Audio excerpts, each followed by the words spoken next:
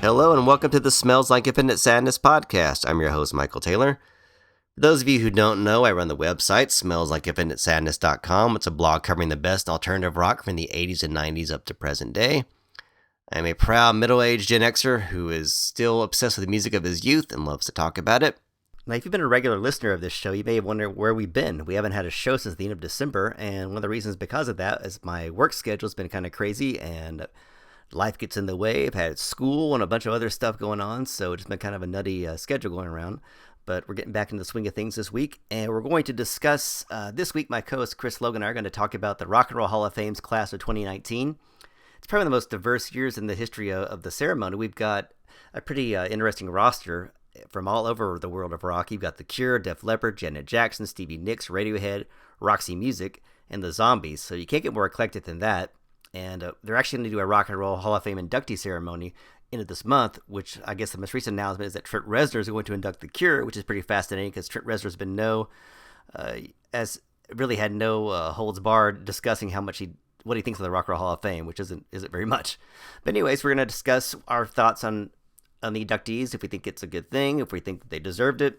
Does the Rock and Roll Hall of Fame really matter? Is there anything about it that it still has relevance today?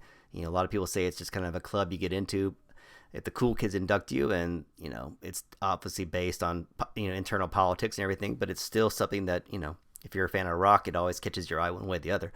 So we're going to dive into that. So sit back and enjoy.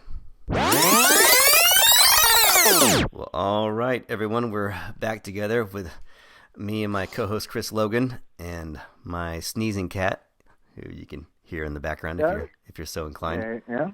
So tonight we're going to tackle the Rock and Roll Hall of Fame class of 2019. We've meant to do this a little while back, but we've had some things come up as life does, so we're kind of getting back in the swing of podcasting and all of that good stuff. So class of 2019 for Rock and Roll Hall of Fame is a pretty interesting lineup. We've got The Cure. Very much.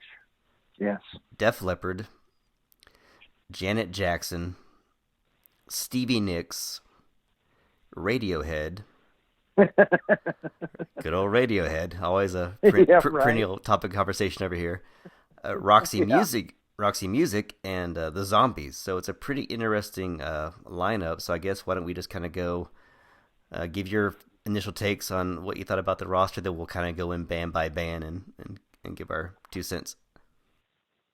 And all right, so my initial thought right off the top was, I got to say I was fairly pleased. I was actually more pleased than I thought it would be. I typically walk into each class session nominee list, and it's fairly like, oh, I just lean my head back and I'm just usually fairly just like disgusted with it,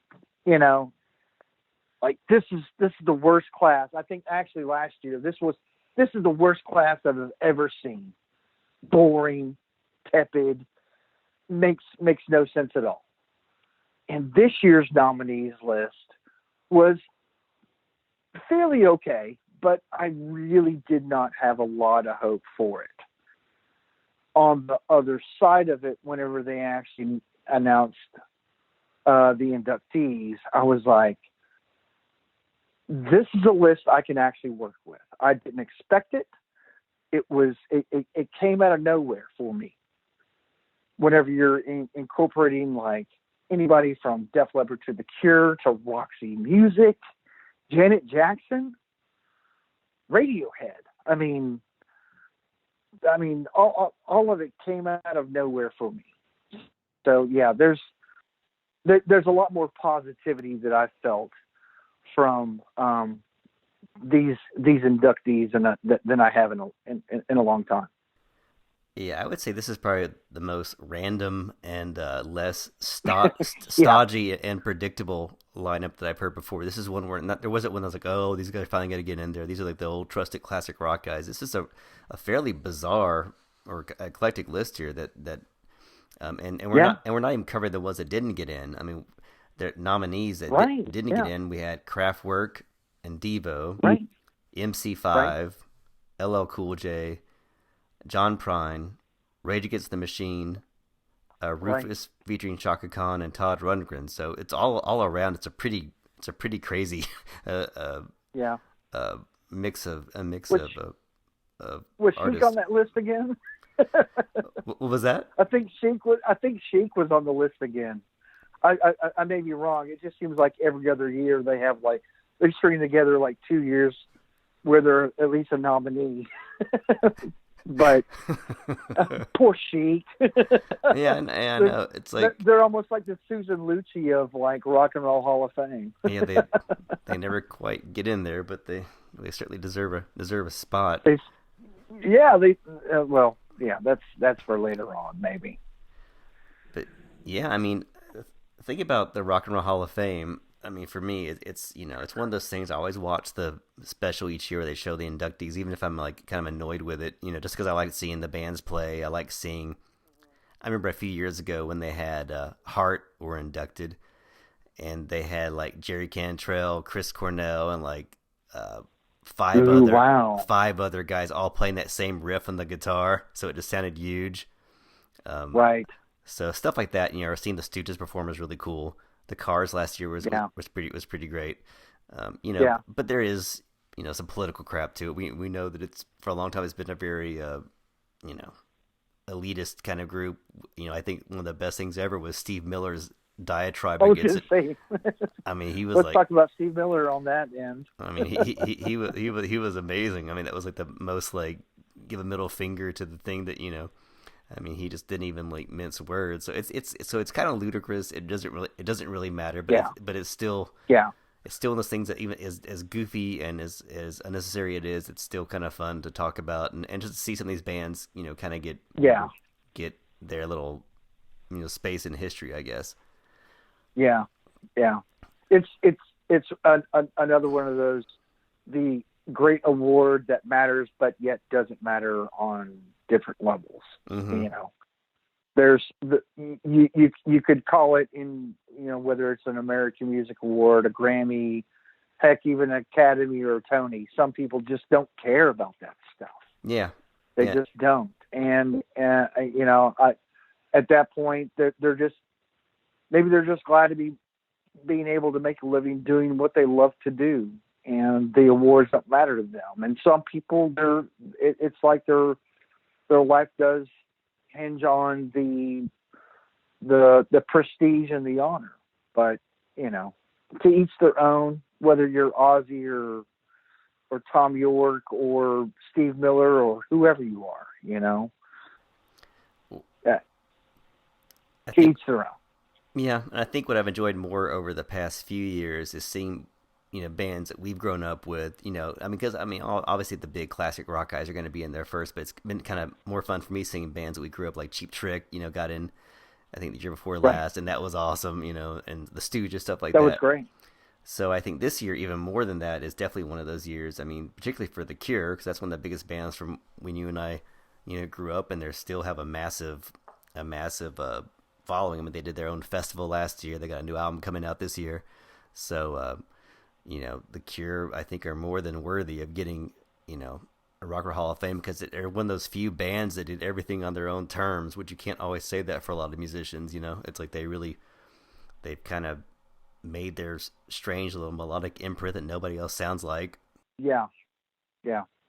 I think it's a turning point year too, to where there's, where if you want to put the genre of the music aside, I think we're going to start to enter in a different era now too. I was really hoping that this would be the year for artists like Judas Priest and Motorhead to get Iron Maiden to get some sort of recognition on this level. And I know that those bands on really, I mean Motorhead, of course, because I think most of them have passed away already. But I think Judas Priest would accept it, and I think Iron Maiden could give a shit either. But I think that we're due for them to get their recognition in this community of Hall of Fame. I mean, that there's just no way around it. And whether they want to accept it or not, that's up to them. But I was really hoping that this point would be this year would be a turning point for them. But it turned into a turning point in a different way with an artist like The Cure. I think that, I can get into that a little bit later, but I think that's going to open up a completely different door. Yeah. We'll definitely kind of get into the trouble metal has had as far as this category is concerned. But I think that it's just been really interesting because the Cure, when we were growing up, were like the young band that all the hippies were like, oh, these guys are weird, and it's not rock, and he wears lipstick. Yeah, this ain't Led Zeppelin. Yeah, but now for a lot of weirdos. Yeah, but for a certain generation, the Cure are their Led Zeppelin. You know what I mean? I mean that they are right. They're one of the biggest bands of the '80s and early '90s, and I mean they changed everything. I mean, I can't. I look back at the Cure and I kind of wonder how they even got as popular as they did because they were so strange. I mean, Robert Smith's vocals are so bizarre. I mean, they're so unique. But I think that's kind of what gave them their power. And so I think. Can I put it in another weird way? That I think that the Cure are like the Rush of alternatives, because no matter where you go, they sell out shows. I've not seen a show from them in the last 25 plus years that has not been a sold out show. Now, I mean, they don't sell a ton of records so much anymore. You're not going to see them as one of those like a top 10, top 20, top 50 selling records. But anytime that they come to town, they will have a audience that is completely into it, and you have to go to secondary markets in some cases. Yeah, I mean that is exactly how it is. Yeah, and they're not stuck playing boutique theaters and stuff like they play like arenas. They still play arenas. They still fill arenas. They play big places now. The last 2 times that I saw them, they were at our American Airlines Center up here. Yeah. I mean, you might have been able to get a ticket way up top for, $100, but, that's, hey, that's up to you at that point. But, they are still selling very well in many very large size venues, and certainly looking forward to what might be another full-blown tour this year. Yeah, because I had to miss out the last tour because that was right when Ruby was born, so we had to miss out. Oh yeah, but that's right. That's right. Definitely want to catch him this time, and I think that the Cure to me are kind of it's like a kind of a triptych of 80s alternative groups. It's basically U2, the Cure, and Depeche Mode are still the 3 bands that could pull in very large crowds. And they're still the biggest of that whole camp. And yeah. So I mean, I think Depeche Mode should definitely be there one day. Have you two been inducted yet? I believe they have. Yeah. So yes.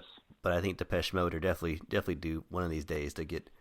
They will be to get in there. But the Cure are definitely worthy. And it should be definitely fun watching them perform too. I'm hoping.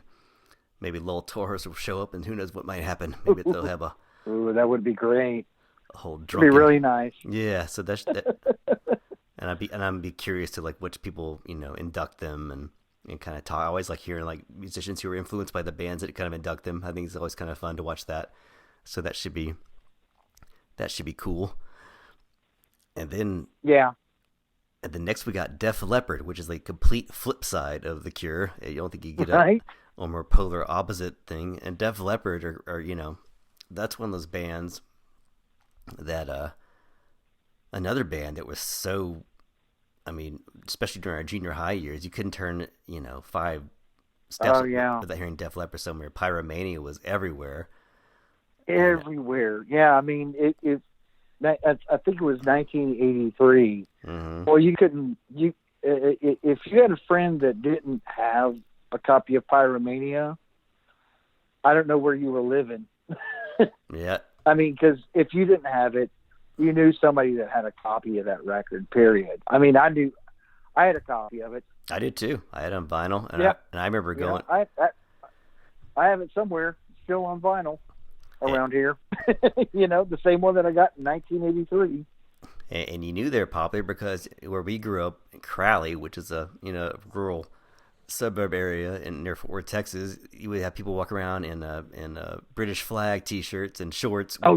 Which is shorts, all Def Leppard. That's all Def Leppard's influence there. Now, I remember it's. Go ahead. I was gonna say I remember a while back reading some article about Pyromania, and it was produced by Mutt Lange. He also produced AC/DC. He was married to Shania Twain for a while. And they said that he wanted it to sound like Star Wars for your ears, which is a really weird description of something, but I think it is.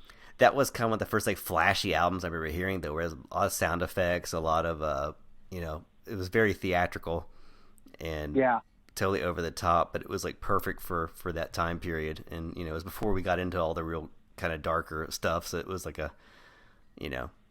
being 13 years old, that was a good time to listen to Def Leppard. It's the perfect time to listen to Def Leppard. So it was right record, right time for sure. Absolutely. I mean, and just to think that they were still kids then. I mean, that was their third record at that point, and because they were super young, 17, 18 whenever they first started. And I'll be honest, if you haven't gone back and listened High and Dry or On Through the Night, you're doing yourself a disservice. I think that's really the sweet spot of Def Leppard, is those first three records. Because really anything past Hysteria, which Hysteria was just a monster of a record anyway, that had gone through so much turmoil between Rick Allen's accident, losing his arm, and then just all the ins and outs with the band. I know Steve Clark was going through a lot of his addiction problems at that point, which would eventually take his life, I guess, 94 or so. Yeah, something like that. Some early 90s at least. But anyway, so I mean, there was so much turmoil going on in the band that they took songs and threw them away, and just how it was all working, and and that was just the follow up to Pyromania.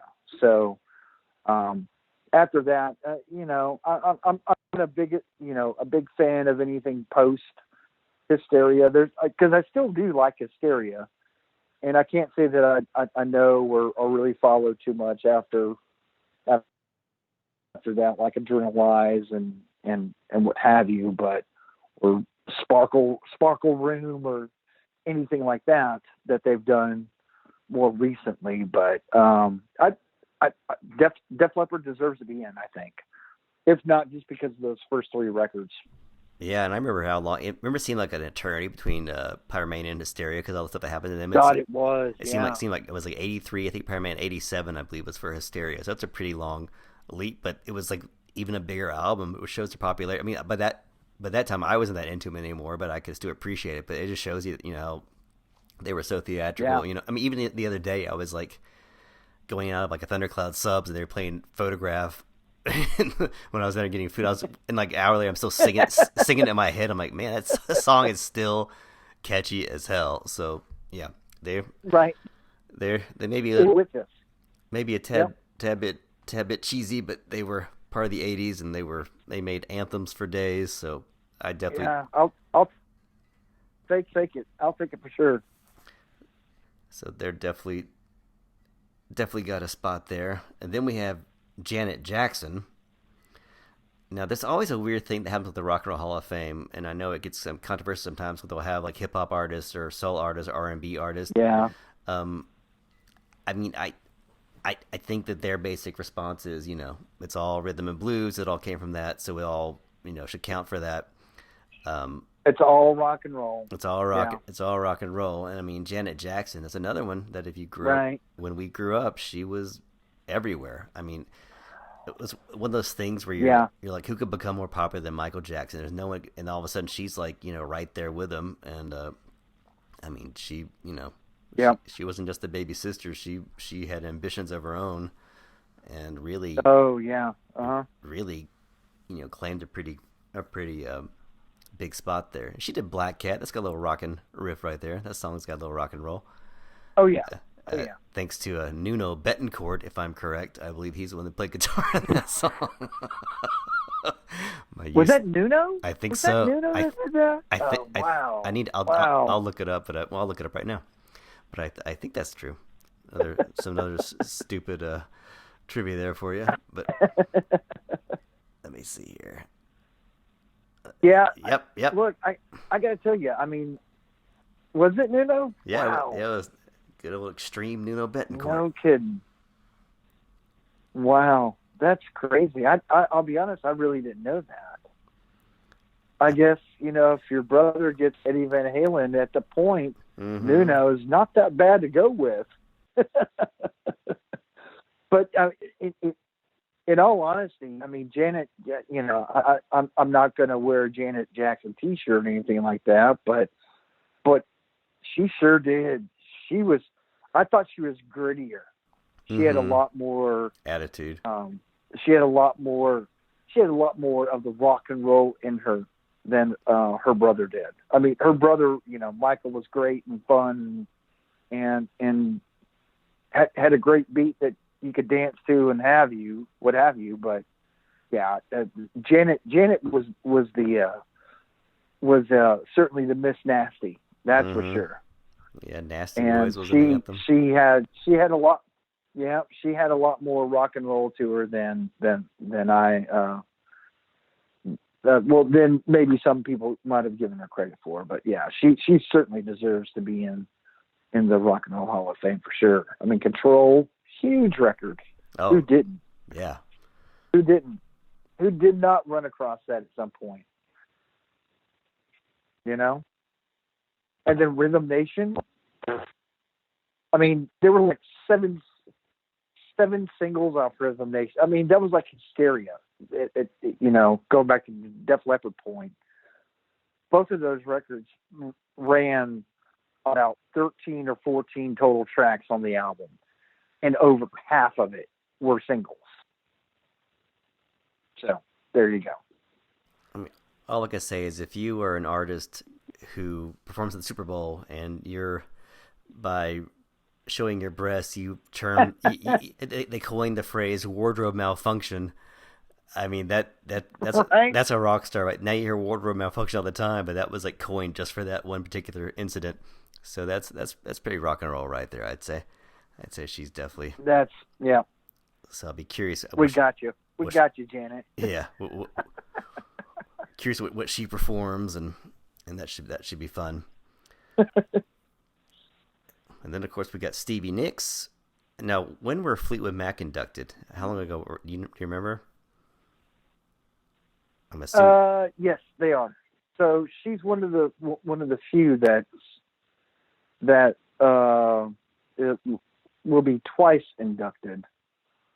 Even on the rare, the thrice inducted, but I doubt that she'll be inducted for the Buckingham Nicks project that she did way before they hopped on Fleetwood Mac.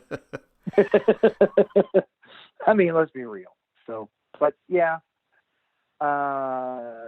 Stevie Nicks I'm okay with. I'm not like a big fan, but yeah, I was trying to think, because I was like, did she have that many solo hits? And I guess she did. I mean, but I'm just, I'm not even sure when her last solo record was. Yeah, it's been a while. It had to have been back in it. I mean, it's got to be over 20 years at this point. But I know she had like at least 4 solo records in that time that she was with Fleetwood. At least 4. Gosh, I don't know. I mean, I'm going to be really awful on predicting whether or not she actually should be there or not. It's Stevie Nicks, so I'm not. I mean, no, the white winged. I'm not even sure that. Right. I hope if she does song, she says the white winged dove song, because that's a great riff. That that would be a nice one to hear. That was probably my favorite song by her for sure. You actually know more about that than I do. The white winged dove sings a song, sounds like she's singing. I just hear that, which was sampled later on by Destiny Child for Bootylicious. That they sampled that riff. Who did? Destiny Child for the Bootylicious song. They sampled it. Oh, that's right. Of course, you've got that's right. When I was watching that Jimmy Iovine Dr. Dre show, they had a thing talking about her where she was Jimmy Iovine's girlfriend at the time when he was working on Tom Petty on that album where Stop Dragging My Heart Around. And Tom Petty was very resistant to giving her that song because it was like something he was saving up for him, and he kind of convinced him to let her sing on it. And he was always kind of pissy about the fact that he didn't have that song on his own. But he was like, well, why not, kill two birds with one stone here and make 2 great artists, more popular and get a hit single for her to kind of bring her forth. I think that was a big single that kind of got her, away from Fleetwood Mac and her own thing. And then, of course, Prince. And Tom Petty didn't want to do that. Yeah, and then Prince wrote "Stand Back" for her, I believe, if I'm correct. So. Really? She's had some pretty interesting collaborations throughout the years, for sure. So I'm curious what song she might do, and that should be fun. And the opposite of fun. Yeah, if she rolled out like "Stop Dragging My Heart Around," man. That'd be like a nice. That would be fairly interesting to see who rolled up there on stage with her. Yeah, that'd be a nice little tribute to him. That would be, I suppose. Yeah. I mean, she could spin it whatever way that she wants. I mean, it's still a huge hit for her that she's a part of, at least. Mm-hmm. I guess maybe I'm a little conflicted because I'm like, I don't feel it exactly, but you know, I mean, I don't get the vote, and the kind of the double inductee. I don't get the vote. Seems a little strange too. It's like if you're already in, do you really need to be in twice? I don't know. I mean, I guess I understand why it's like they're on their own merits versus being the band. But I mean, I hate to say it, but you're not a Beatle. No, you weren't a Beatle, or a Beach Boy, or I don't know. I'd be curious. Curious to hear what the reason is behind Jimmy Iovine still working his magic. Who knows? Right. That very well could be it. And then we got. Oh, we'll get some head. And then we got Radiohead. That's both. That's a weird one, isn't it? Yeah, I mean, I'm not surprised by it. I knew they eventually would get there, but it's still, it's going to be very interesting how they. I'm curious how they're going to discuss themselves, if they're going to even show up. They're not ones to really kind of give lots of interviews and press and all that, so I'm curious how they're even going to present themselves. Supposedly, they're not going to be there. Oh, well, that makes sense. That the last word I heard was that Tom York was quoted as, I already had something planned for that day. Oh, that's it. I mean, I don't know. I will say this. I'm a fan of Radiohead. I do not approve of them being in at this point in their career. A little too soon, you think? They need to suffer. Yeah, they need to suffer. And actually, I'm not even sure that they would suffer, because they're one of those bands that are like too cool, too Rock cool. and Roll Hall of Fame. Yeah, too cool for school, anyways. Whatever. They don't care. They just don't. They're that's what they say now. Watch them all show up the day of the induction. They'll play 4 songs, 3 songs, whatever, and then move on. But at the same time, I think we could have spent our vote on somebody else. And I'm a fan of Radiohead. We could have spent it on MC5. I had my fingers crossed on MC5 / Kraftwerk, because I need Kraftwerk to get in before some of these other electronic bands get in. But I was really, hey, I'm splitting hairs at this point. So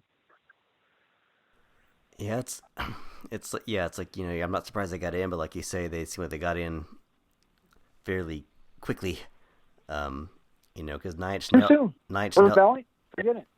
Inch Nails got snubbed a few years ago, and I think they probably should get in before Radiohead, because they were still around a few years before Radiohead were.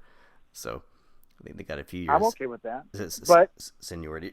When I'm talking about documentation, I'd almost rather have Kraftwerk before Nine Inch Nails. But that's getting in semantics too. There's a whole bunch of stuff that's out of order with all of these. With the entire Rock and Roll Hall of Fame to begin with. Metallica's in, but none of their mentors, I guess you might say, are in. None of them. We don't have Motorhead or Judas Priest or Iron Maiden or Diamond Head. Not like we're expecting Diamond Head, but we can all sit around and talk about what order people need to go in till we're blue in the face. Because I've been doing that for the last 20 years, if not longer, 30 years, about who needs to go in before who, and none of that's going to make any kind of difference, honestly, at all. They're going to just choose who goes in whenever they go in, and maybe that there's a record coming out right before somebody gets inducted, but at the same time, it's just there's no rhyme or reason to it. Radiohead's in, great, but we'll see what actually happens. I don't expect them to be there. Good luck figuring out how to play that one off. I mean, do you just not have anybody? I don't know how that works. Yeah, the Rock and Roll Hall of Fame in some ways kind of reminds me when I first saw the X-Men movie, where I'm like, all these characters are together that I've been wanting to see on screen for a long time, but none of them are in the right order. You've got Iceman as like a young kid, and Wolverine is an old man, and it's all out of order, but I'm still enjoying it anyways because I'm here and I'm digging it, but it's not the way I would have put it together. And it's kind of like that with the Hall of Fame. Exactly. These bands I can all appreciate, but the order is kind of jacked up. Right. And for me, the biggest, I don't know why it seems so out of left field to me, but Roxy Music was the biggest surprise for me this year. I think just... You know what? I was surprised too, honestly. But I was not any happier for any other band than Roxy Music. Yeah, I mean, I think on this whole list. I mean, I think they totally deserve it, but I think Roxy Music, it's kind of like an Anglophile band. It's like Roxy Music was not a big band here in America. Besides a few songs, they just never were that. No, not remotely. Now, if there was a Britain Rock and Roll Hall of Fame, which I guess there probably is something like that. I mean, they'd be top 20, but yeah, maybe so. Maybe so. because I mean they were, I remember I read a long time ago where David Bowie apparently said that the only person he ever felt competitive with was Brian Ferry. Like he always felt like he was like, I was scared of him because he like knew what he was doing. Something like, which is kind of crazy because Bowie was so much more right. was more popular than Roxy Music, but it just Roxy Music were right. Roxy Music were really weird when they first started off. They were a weird ass band. They dressed strange. They had this weird he had this weird affected vocals, and they were just Brian Eno playing those crazy squawking keyboards. They were just really like this. Yeah. This like 1950s doo-wop, but done to these like heavy guitars and stuff. So, but I think they were one of those bands that like really influenced a lot of people, and and extremely. I think they're the band that outside of David Bowie, if you didn't have Roxy Music, you probably would have a hard time trying to find artists from Depeche Mode to ABC to Duran Duran. I mean, they influence if anybody attaches or has a new romantic influence from and that's the 1980s buzzword, by the way. But if you had the new romantic influence, then you had a Roxy Music record in your collection. Oh yeah. And that spans almost the entire part of the 80s. I mean, if you were an artist putting out a record and you lived in England from 1981, if you put out a record between 1981 and 1988, your record is influenced by Roxy Music, period. And I think unless you're like Judas Priest or something like that.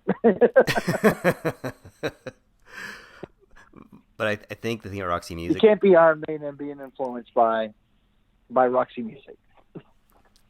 Or maybe they were. I don't know. Guess maybe you could. Doubtful. I don't know. That's a good question, actually. But I think I mean, two artists that made a pretty easy jump from glam rock, 70s glam rock to new wave, or David Bowie and Roxy Music, which then went with the way of Brian Ferry's solo career. Because you had the they were very new wave friendly. Avalon, which is one of the best albums ever, is totally embraced the whole kind of loungy, synth poppy, keyboards and real smooth kind of white boy soul kind of thing going on there. Extremely smooth. So, yep. Yeah, they're just a really weird band, and you and I both got to see Brian Ferry a couple years ago, and he's coming back this summer, and I mean, to me, it's one of the best shows I've ever seen. So, if you're a fan of Roxy Music, I was so excited for that show, and it did not disappoint. Not at all. Did not disappoint. And I think, from what I understand, this new tour is going to be Avalon start to finish and other stuff, from what I understood, or at least it's going to be very Avalon centric. So, if anybody's a fan of him, you should do not even hesitate. Pay the money, go see him. He's incredible. It's worth every penny, and he's an old guy. He's not going to be here forever. So, he's like 70. Yeah, he's in his 70s. Or close to 70. And he looks so good. Oh, he looks great. And the guy looks great, man. And he sounds fucking amazing. And his band, got a full band. The backup singers. Oh, my God. Everything. It is an impeccable show. I haven't bought us tickets for the show here yet, but I think it's going to happen. I think it's going to have to happen. Yeah. I mean, just because last year's show was just, man, it was so good. So good.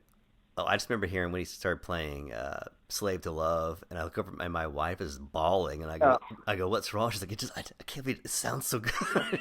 Oh my God! It was because it's a kind of show you don't really see anymore. That was like, I think that's like, the closest we're gonna get to see No. like a Bowie or a Frank Sinatra. That's like that was Yeah. like that kind of like very kind of cultured, dress up kind of event kind of show. It was really really spectacular. So I'm really excited to see them perform. I'm assuming they're going to perform. I hope they do. And it'd be kind of nice for people who he watch. certainly is the artist that he's the artist that you don't expect to tour, or if he toured, he's not playing here. Yeah, he's playing like New York, he's playing Chicago, but he's playing Austin, and he's playing Dallas. Yeah, because he skipped us. He skipped us for years. I mean, I don't think he ever did. Did he even play here in the '80s? I don't remember him ever playing in Dallas in the '80s. And maybe he did, but I don't recall it. I think he played here once in the '90s. Once. I think he played here once, and that's just Dallas that I can think of. I'm not sure about how it was in Austin. But I want to say that he played here for the Mamona tour, way back in like '92 or '93 or something like that. God, I love that album. Outside of that, God, I do too. Yeah. Talk about underrated. That is an incredibly underrated album. Yes. Oh, extremely. Yeah. That was in my CD player for weeks. It's amazing. Weeks. Yeah, I think when I saw him in Austin, he was like talking, and he's like, "See, I don't think we played Austin in over 35 years, but things get in the way," or something. I was like, things get in the way. 35. Something like it was something crazy like that. So yeah, it had been a while. So I believe it. He may not have played Austin. I mean, I'm fairly certain that he played Dallas, but man, I don't know. I didn't go to that show. Dang it.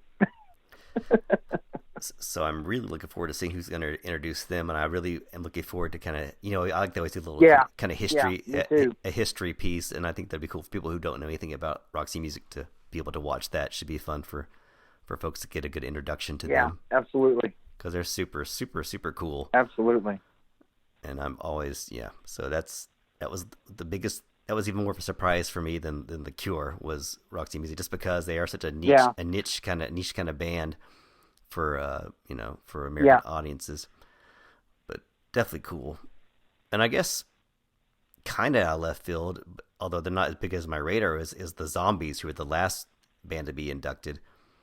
The Zombies are kind of, it's like I know them for basically one song, "Time for the Season," which is which is admittedly a really good song. I mean, I that's one of my more favorite '60s kind of singles. I just always kind of like that. Just the way that guy adds that little sound effect. It's just a cool little. It's very moody. I always like the kind of atmosphere that it brings.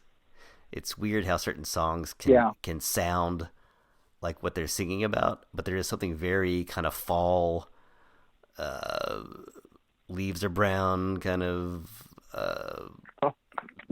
beaches in the back. There's a very autumnal kind of sound to that song that I think is really cool, but I don't really know a lot more about the Zombies besides that. I know that album that's from Odyssey and Oracle is very acclaimed in certain circles, and it's kind of like it makes a bunch of like best of album lists, but I don't know much about the Zombies really. I don't know. And I'm in this. Yeah, I'm the same. I really, I'll be honest. Outside of like the random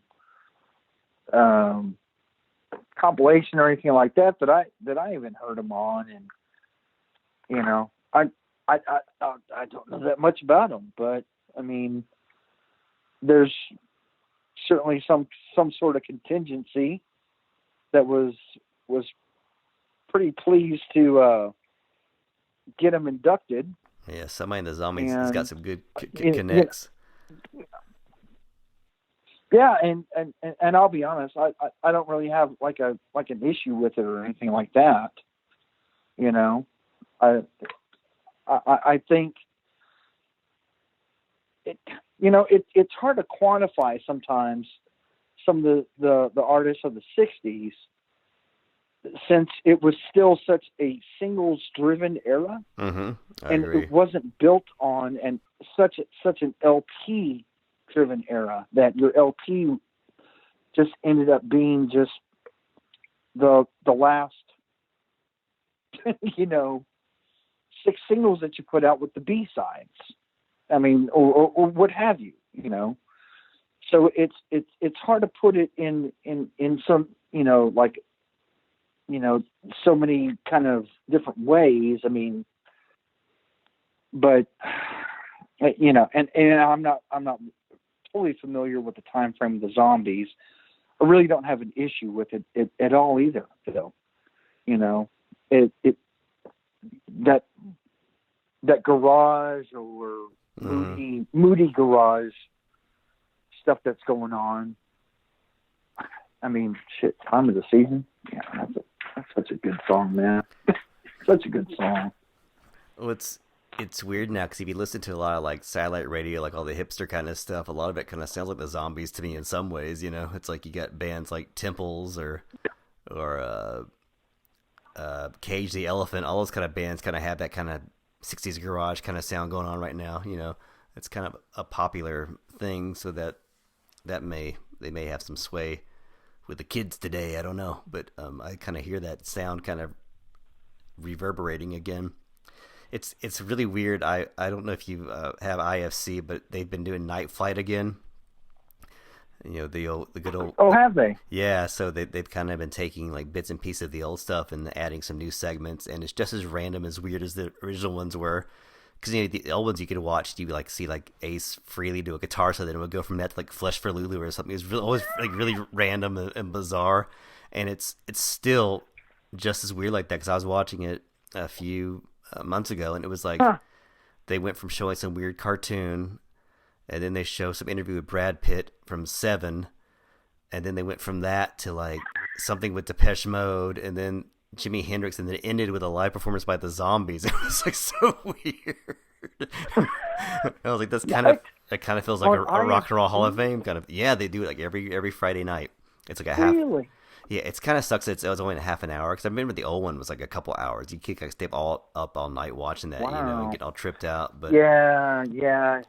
And I think there's like a streaming service. Yeah, that's right. Because you can watch more of it on there. It's longer, but yeah. So it's that was just a kind of funny. That was really odd. I'm like, okay, so this is how the Zombies are. They kind of fit in these little weird spaces here that people keep finding out about them.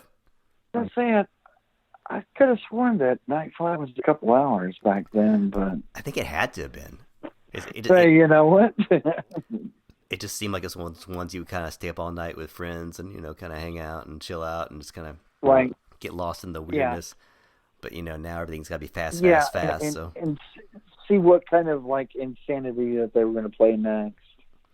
So this is a much. They may play that Max Headroom video or something like that any minute now. Or the Fantastic Planet movie or something like that. So now it's definitely much more concise, but it's still fun to kind of watch that and see some old stuff.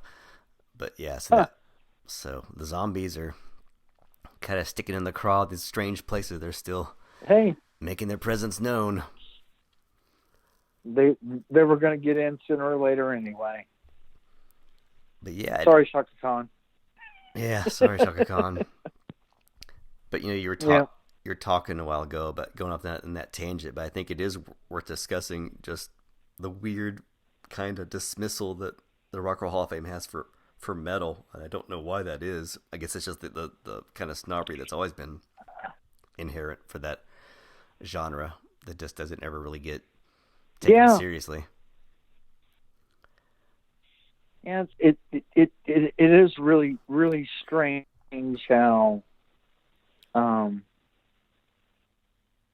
it just gets kind of passed by, I mean, I don't even think like Alice Cooper's in the Rock and Roll Hall of Fame. And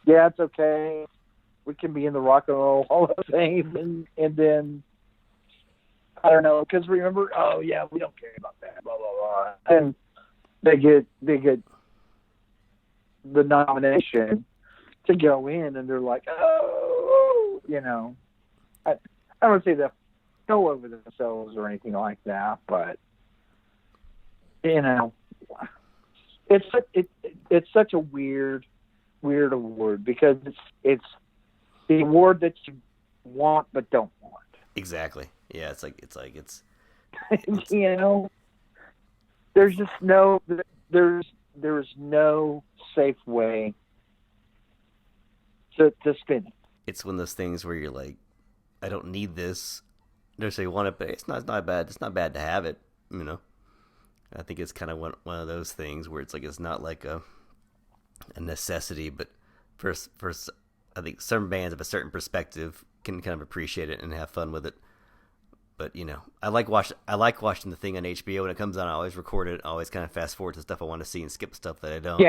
Yeah. But this year I'll be watching more of it than I will be skipping through for sure, because this is the one lineup that I'm actually fairly excited about it. So it should be interesting if nothing else. Yeah, I was gonna say it should fare to be a lot more interesting this year.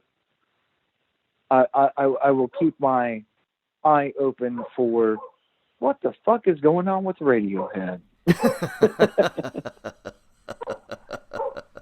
What is going on? I am very curious to see how much Robert Smith embraces, because it sounds to me like he's absolutely on board with it. I don't know if you hear my dog barking. Here, come on. There you go. Gosh.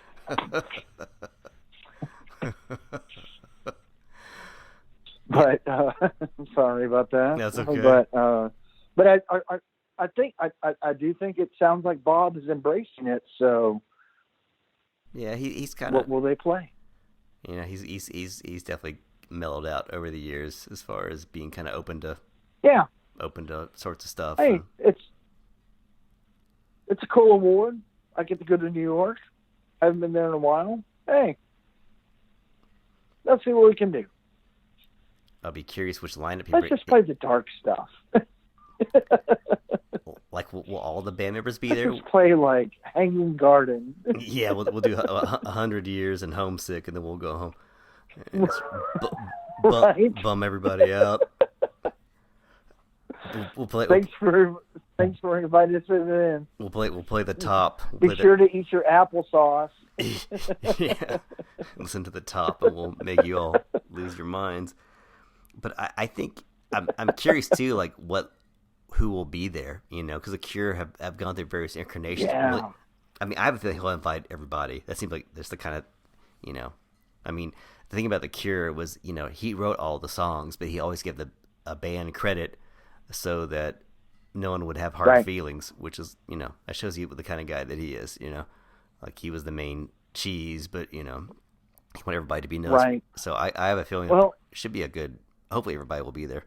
Well, and from what I understand, that's also kind of up to a Rock and Roll Hall of Fame arbitration committee, because I had a friend of mine he's a Kiss fan, and whenever Kiss was inducted, they only quote unquote allowed like I don't know, like four or five,